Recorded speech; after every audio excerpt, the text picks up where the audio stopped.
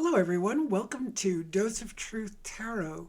This is for the week of January 11th to the 17th, 2024. So, Bird, as you can see, is right here.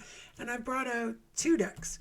And I was kind of thinking, well, what are we going to tune into this week? So, I've got this is switched around. I got the Badass Tarot, and we've got Synchronicity. So there's, some of this year so far has come in a little harshly for some.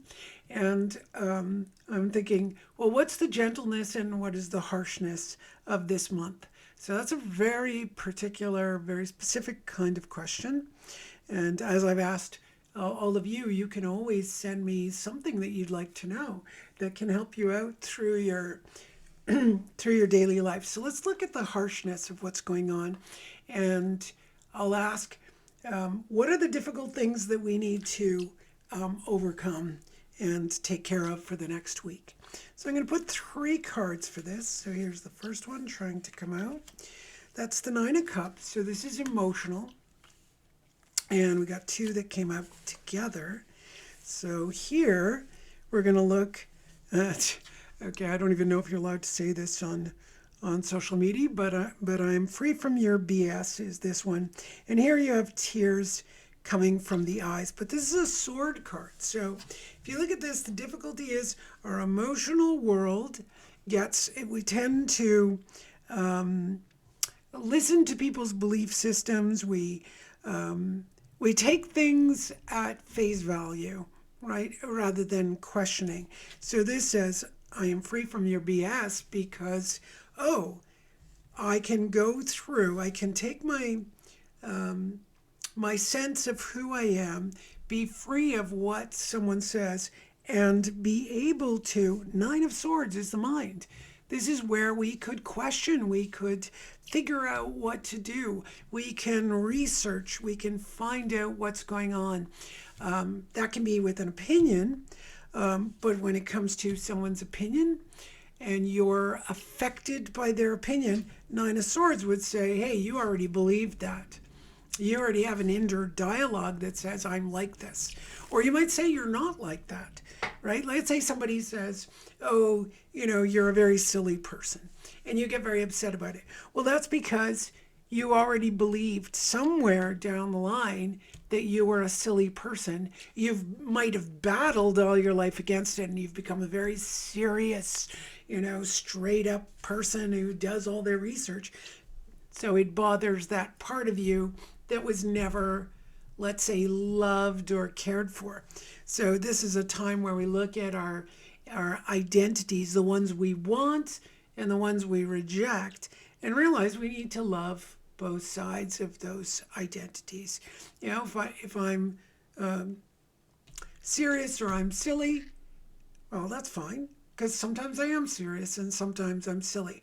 But if I believe I am one of those things, then you're going to run into crying. There it is. So Nine of Swords is interesting because usually in most traditional decks, it's depicted as swords with blood, right? And it just shows how our mind can be so vicious. So here it's like, well, why don't you use some of your happiness to live your life in a happy way and cease and desist, let's say, this self-criticism or self-attack or even an attack on others. Even if you perceive someone else having said something that bothered you, this is a really great time to explore for yourself. All right, so in that, I want to see what are our let me see. How about what are our qualities or possible qualities, or what that could support us, all right? So as you see, I don't come up with things beforehand. I do everything live. So here is the artist. So that's a big deal. Is the artist, the fire, the creativity within can be used to better deal with things. So if you look over on the difficult side where, we get all emotional and then we might go, we might say, I am free of your BS and be defensive about it, or we're really free. I mean, you can say the words, but it doesn't mean they actually mean anything if you've got any aggression to it. So the Nine of Swords tells us, okay, there's a bit of aggression. The artist says, wait a minute, I can render something in my art that can demonstrate the two sides or different aspects of what I'm perceiving or what I want or what I don't want. So if somebody says I'm free of your BS in a sort of angry or aggressive way, you're not free. Let's say this would be on a case by case basis. You're the only one who can determine whether you're saying I'm free of your BS in a really like happy, healthy way or you're faking it. You're the only one who knows that. Well, and your psychic and your tarot reader would know whether you're doing it that way. So it's something that's really important to look at for yourself. So there's your difficulty. The advantage is, hey, the artist sees things from many, many different perspectives. So they can render things in different ways. So if you have a difficult situation, maybe you can draw it, you can play act it, you can do something like that, which would actually help you deal with it within yourself. Okay, that I'm not saying, by the way, that everything is just about you, but when we star in our lives, everything's about us. If somebody bothers something within you, it's going to be about you. It's really, really hard to make something about someone else, right? So my work here is about, a lot of people do my job, not just tarot, but healing work, different modalities. We really have to step out of the way so that we're seeing someone else. But in our daily lives, we don't do that. We don't necessarily step out of the way because this is a conscious effort that I make to step out of the way so I could do this reading. The person, Terry-Ann, is not here right now. I am just the reader, and I'm seeing what I'm seeing. I'm relating the cards, but I'm not. The personal me is not here. But the moment I leave this, I will be here, and doesn't necessarily it's not necessarily so that I make everything about everyone else. I'm going to come in. My personal difficulties are going to come in. I don't know if you understand that, but think about this is a good example. Some people, I experienced this actually. The person doing this reading experiences it where I can be in pain. And then I go and do this work, and it's like I step into a totally different personality, and my pain's gone.